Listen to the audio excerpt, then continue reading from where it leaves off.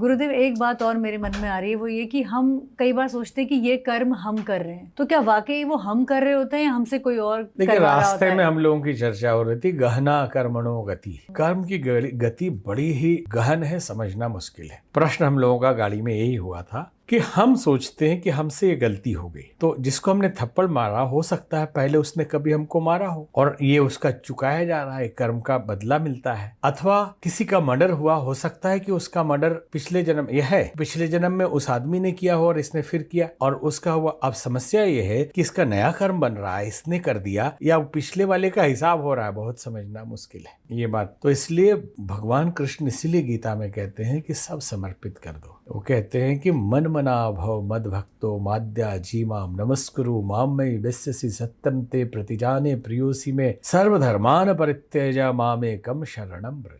धर्म यहाँ पे त्याग करके आना है उनके शरण, मतलब हिंदू मुस्लिम धर्म नहीं, कर्तव्य धर्म, पिता का धर्म, पुत्र का धर्म, समाज का धर्म, राजा का धर्म, मित्र का धर्म, इन सब कर्तव्यों का त्याग करके समर्पित हो जाओ, फिर यंत्रवत जियो। जैसे श्री अरविंदो कहते थे कि जो असली योग है ईश्वर का यंत्र हो जाना। फिर हम नहीं जिएंगे, आसुरी शक्तियां हमारे अंदर नहीं जिएगी, परमात्मा जिएगा। दिखेगा कि हम या आप जी रहे हैं, वही चलेगा, वही चलाएगा। सरेंडर कर दो। हाँ, कंप्लीट सरेंडर।